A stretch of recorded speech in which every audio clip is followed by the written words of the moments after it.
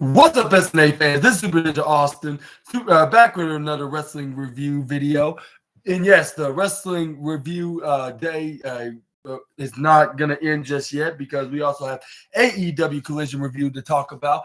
I'll say nothing special, only just the weekly. It's like a typical week, a typical weekly episode, like usual.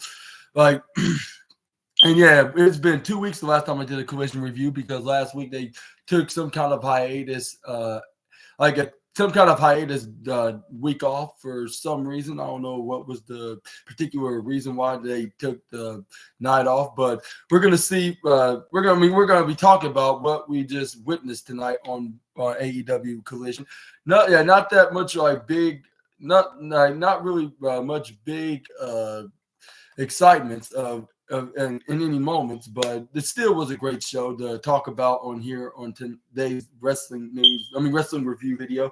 The AEW review video on February 24th, 2024, hours after perhaps the best Elimination Chamber PLE we have ever seen in years. Like, even though it was like 4 matches on the show, on the card, but still we expect on the road to WrestleMania. And before I begin on this review video, what's your thoughts on the road to WrestleMania 40? And are you absolutely excited and looking forward to see it? Whether if you're going to be watching it on Peacock or go exactly to Philadelphia to watch it in person, let me know in the comments down below. But without further ado and without any more delays, let's begin and start talking about AEW Collision with their matches, which starting off on the opener and perhaps the second match of the night, which was Sammy Guevara taking on Powerhouse Hobbs in a no DQ match with Sammy Guevara not wasting no time. He started charging that Powerhouse Hobbs, close on him outside in the left corner side of the ringside area. This is where Irish whipped him to the upper by an inch. This is where Sammy Guevara's like, all right, like I got right where I won. This is where he took a page out of his childhood favorite wrestler, the charismatic enigma Jeff Hardy, tried to go for a poetry in motion crossbody, but it's where Powerhouse Hobbs grabs onto him and slams him right into the canvas, or not canvas, the Simba the Steel steps back first. And I believe he messed up his leg in the process by slamming him into those steps. This is where we got Powerhouse Hobbs then grabs onto Sammy Guevara. This is where he then picks. But this is where he hits a big right hand right to his face. This is where one half of the fans were chanting for Sammy and the other half was chanting for Will Hobbs. Like when he started giving them a big beating into this match. This is where he did power slam power slam him right into the canvas, or not canvas, the hardest part of the ring apron. And I was like, dang, I wish Mark Henry was clear enough to be wrestling in the ring. He could have a remarkable physicality with the powerhouse of AEW. If he was still in his prime. But anyway, this is where we got Powerhouse Hobbs, then throws him right into the bottom, I'll say in the upper right corner of Simba the Steel steps. This is where he started whipping him with his belt or a belt that he found and this is where he tried to go for it again by whiplashing his back, which Sammy was silently screaming like, why Powerhouse? And this is where he dodged out of the way on the second attempt, which he missed. This is where he hit the super kick right to his face, made him went right onto the side, onto the right corner side where the commentators are right beside him.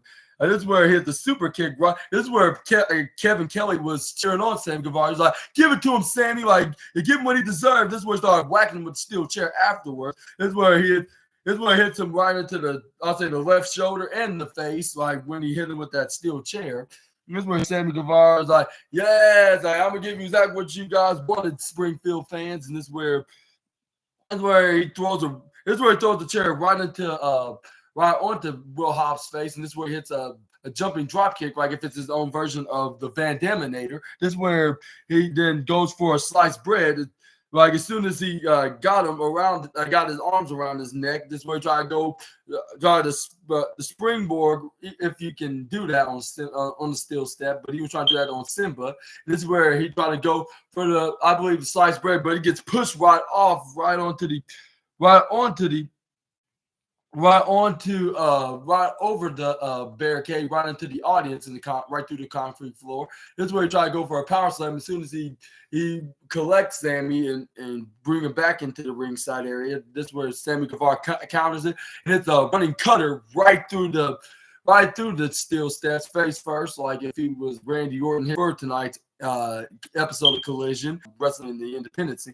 But this is where he found the belt that he was using on him. This is where he started giving Powerhouse Hobbs a taste of his own medicine, started spanking him right into his back, and start giving him some lashes that we cannot see because he has his onesie on. Maybe it's best that it stays that way. Just where Sammy Guevara then grabs on not on the announce table. I would say Terrence the table, or Tabitha the table. I would say Tabitha the table. This is where he crookedly laid it right beside the ring in the right corner of the ringside area. This is where Sammy Guevara's like, should I put him in it now, or should I just grab another table? Fans like, we want another table, and this is where he's like, okay, I'll give you guys what you want. Like, that's what we do here in this company. Well, the other company's starting to do that because there's a new regime, of course. So this is not the only company that does that. Even if I would say even if the World Wrestling Entertainment Company was known for that, but it's where Powerhouse Hobbs got onto the apron. This is where Sammy Guevara tried to crossbodies him right onto him. But this is where Powerhouse Hobbs then tried to go for a double spine buster, which they both went through right to the table, which I don't know how Powerhouse Hobbs went right through with him without rather than just slamming him on it. This is where fans were saying the words I was nearly saying, which they were saying repeatedly, though. They said, holy sugar honey iced tea, even though they didn't say sugar honey iced tea. They said the initials, the beginning initials of sugar honey iced tea. But yeah, Powerhouse Hobbs barely got up from that, from even throwing himself with Sammy Guevara right through the double stacked tables, which for some reason the fans have a fetish of wanting to see table spots in no DQ matches. But anyway, this is where we got Powerhouse Hobbs back in the ring with Sammy Guevara, but Sammy Guevara this is where Powerhouse Hobbs then try to go, or should I say Powerhouse Hobbs throws Sammy back in the ring. This is where Sammy Guevara tried to go for a GTH, which he finally did, like something that he was trying to do, like from last night at AEW Rampage. But it looks like he got this time tonight, even though it's not a guarantee. But the first attempt works, and the second time it may not work unless he finds the ring area. But this is where, he tried to go for a pin, but Powerhouse Hobbs kicks out at 2.6. This is where Sammy Guevara was nearly in tears. This is where a monitor like that, a solid monitor, under the ring, and hit him face first with Powerhouse Hobbs with the monitor. This is where we got Sammy Guevara then going under the ring and trying to find some kind of a weapon to use next onto the former AEW TNT champion. This is where Sammy Guevara grabs on another table. This is where the fans were even more happy that Sammy Guevara be so thoughtful about that. This is where the Powerhouse Hobbs knock him off his feet as soon as he put the table together when he got in the ring. This is where we got Powerhouse Hobbs then trying to go for, I believe, another spine buster, but Sammy Guevara outsmarted him and hit him with a jawbreaker. This is where we got Sammy Guevara super kicking him right onto, trying to go onto Tabitha the table. This is where he tried to go for a springboard double cutter, which he knew he got, but Powerhouse Hobbs hit the world's strongest slam when caught him when he tried to go for a cutter. That's where he goes for a pin, but Guevara kicks out at 2.3. Powerhouse Hobbs like, seriously? Like, I probably would have expected a 2.9, but not a 3. Like, Like, this is insanity, and this is where he runs. This is where he got put him up, sitting down in the snapmare position. Runs right from the right corner side and hits a big boot right to the face, which made Sammy Guevara go out of the ring. This is where we got. This is where we got Powerhouse Hobbs grab onto a table. This is where he unfolded and set it up for to put on the Sammy Guevara. But not only put one table, but he put two tables right into the, like Sammy Guevara did on the other side in the diagonal corner to the right side. This time it's happening on the left side. This is where we got Powerhouse Hobbs on a power slammer, but I believe Ricky Starr flipped out of it, and this is where he pushed him right into the ring post in the bottom left corner. This is where we got Sammy Guevara hits. This is where he grabs a beer bottle from a fan, and he crushed it right between the eyes of Powerhouse Hobbs onto his forehead. This is where he found another one and knocked him out cold with it, like right onto the second one. This is where Sammy Guevara then grabs onto a ladder, which I believe he has. I'm not sure if I should say good or bad experience with ladders in his time in AEW, but especially when him facing his longtime childhood favorite, the charismatic Enigma, of course. But this is where he tried to go for the move to pay homage to his favorite wrestler. This is where he goes Swanton, which is like Team Extreme, and it's where he does it, and amazingly, he got the move successfully right onto Powerhouse Hobbs. Fans were cheering him on like, "Yay, he did it!" And the referee tried to check on them to see if they were okay. But which it's not Ricky Stark, Sammy Guevara, like wrong young guy that Cody Rhodes made a star out of. But anyway, this is where fans are like, "This is awesome!" Cut. I was like, and I was thinking the same thing. Like, yeah, like too bad it's not getting #1 match. Like, but Bryan Danielson and what I forget his name. Let me know in the comments below. I need to re-look at it. But yeah, if it wasn't for that Bryan Danielson match, like still in the show, this would have made it to #1.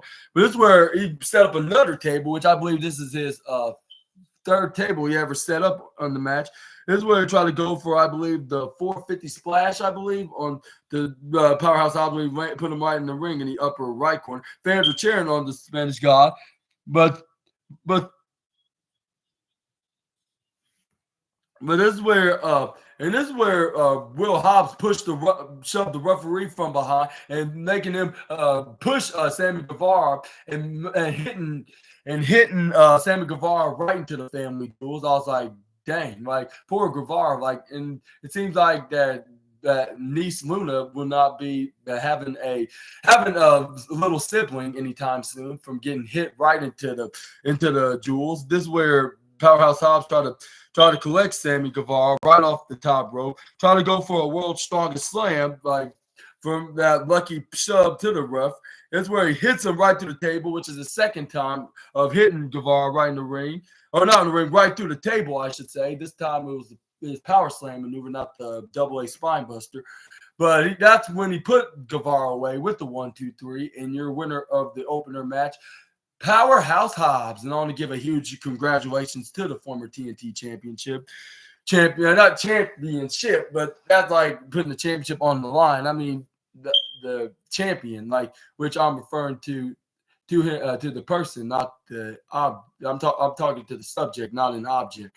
Or I'm talking to this subject, not a championship subject. But yeah, you get the point. But yeah, this is where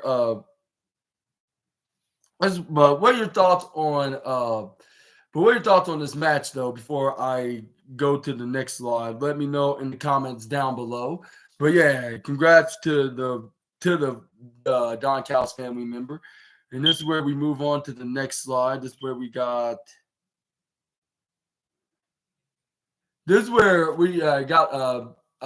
backstage promo with Jon Moxley and Claudio Castagnoli sending the message to FTR. This is where he's like, y'all saying that we got it easy here in AEW, like, and we like, and you think we're just gonna sell this into a time limit draw, like for us, like because that's very unsatisfactory. So. And he was like, but congratulations, Dax and Cash. You pitched the BPCC off. Good job for doing so. And he's like, and also challenge us for revolution. Like, you want to pay homage to the prestige of tag team wrestling in the Greensboro Arena in Charlotte, North Carolina. Like, yeah, like we accept that challenge gladly. Like the four of us are gonna show the world all that history. Just that history is 2024. This is all elite wrestling. We are the elite of the elite, like in this business, and the best game of all. And this is where John Moxley is like, Claudio, what am I thinking right now? Like, and don't say Renee's glutes. And then this is where Claudio was like,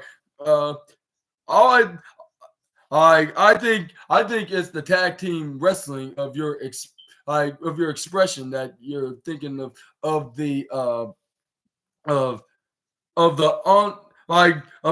plenty of all the tag teams in the world, including the likes of Arn and Tully, and he was going down the list of plenty of other old school all history of popular wrestlers back in the day, and he was like, yeah, but.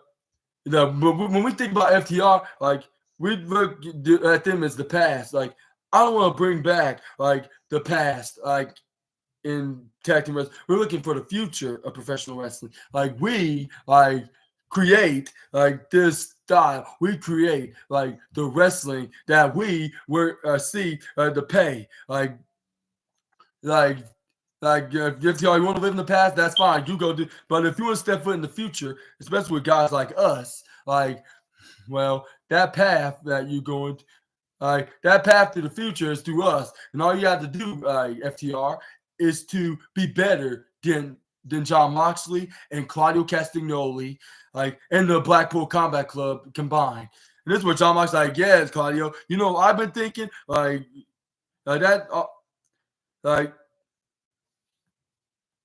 gave it their all. FTR gave it their all from this past Wednesday. They emptied every magazine they had, and that's what they show. They barely pulled the trigger. And that barely trigger pulling cost them their match and made it into a draw. As the result of this past Wednesday on Dynamite. Make sure to check out my review video on that. And also, check out AEW Dynamite wherever you get your streaming or your TV service from. But anyways, and this is where John Moxley, after AEW Revolution, we're gonna put you in deep water, boys.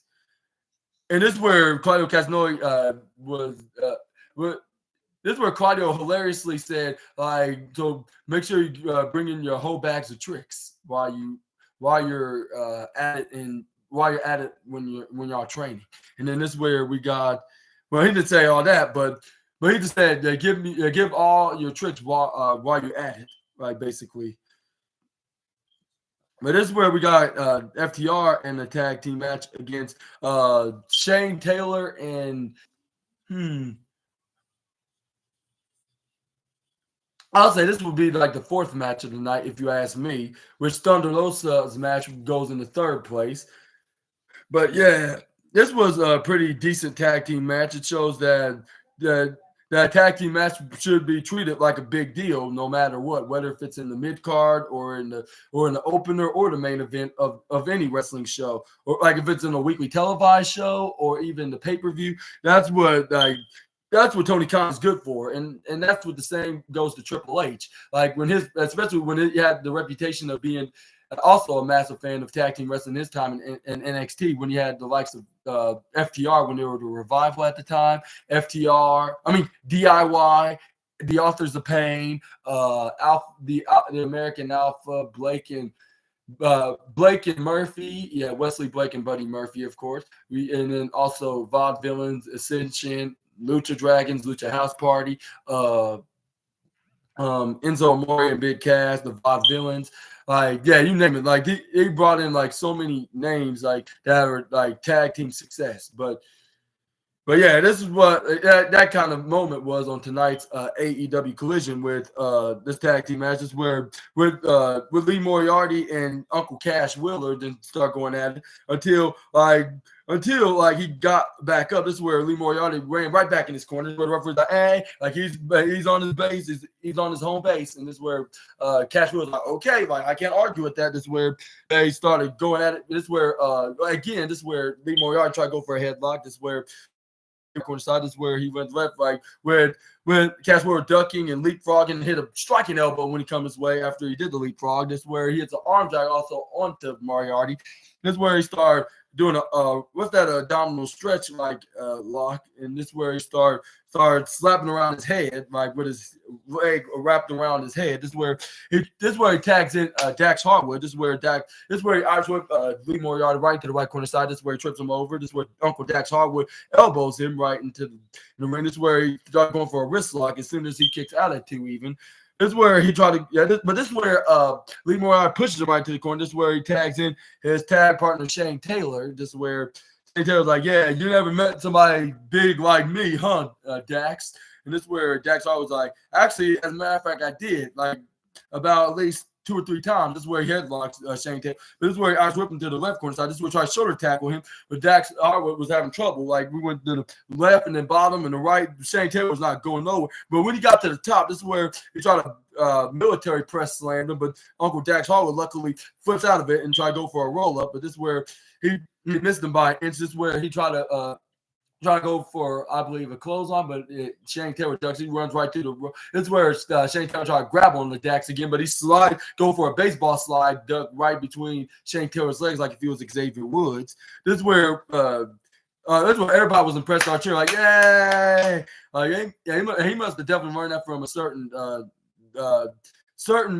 New Day member that's on the other company that they used to wrestle for. But this is where Dax Harwood to try to go for a headlock right onto Shane Taylor, but he also to the right to the left. This is where he tried to go, I believe, a drop kick, like which something that we thought we would never see Shane Taylor would do. But this is where Dax Harwood hangs onto the ropes. This is where he tried to go for a running strike maneuver. But this is where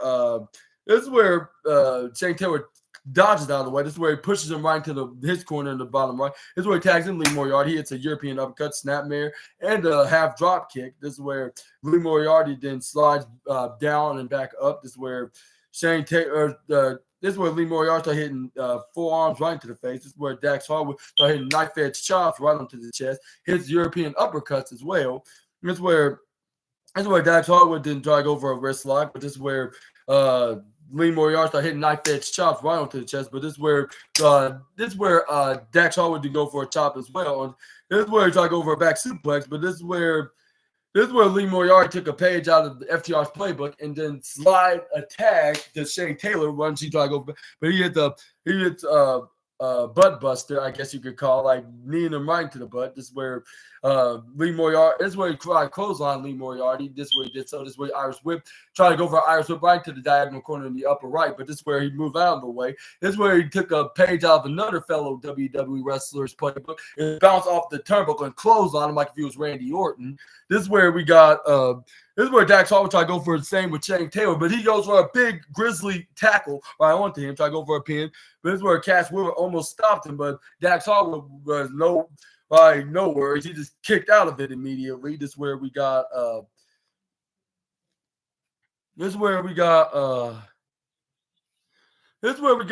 Cash Wheeler then try to get the crowd pumping up when Shane Taylor tried to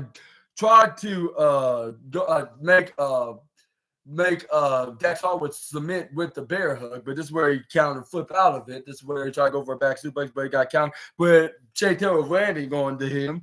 This is where he tried to go for a pinball. He got a 2.1 count. This is where Shane Taylor was very, very, very disappointed. This is where he tags in Lee Moriarty. Like, no matter, like, we're going to still get this win no matter what. I was like, if only if that was true, like, then you would be, this would be absolutely impressive, I guess you could say. Impressive if you can see through something in the future. And yeah, but in the meantime, we're just going to have to wait and see if who's being absolutely honest, like who's saying who's going to win. like when they get in the ring against each other. But anyway, this is where we got Dax Harwood then try to go for a small package right onto Lee Moriarty. He hits a knife shot after he kicks out at 2. This is where he tried to put him in a sleeper, but Lee Moriarty pushes him back first right onto the turnbuckle. This is where Shane started tagging Shane Taylor, but Dax Harwood stopped him, hit a right hand right onto Moriarty. This is where he started doing the same with Shane Taylor back and forth until like this 5th straight time until he got it countered by Lee Moriarty. This is where I believe he tagged in Shane Taylor. This is where Dax Harwood tried to pick him up, try to do like a white North-like maneuver, but he gets knee striked up right by Shane Taylor. This is where he hits a big splash onto him, like right onto the upper right corner. This is where he hits the side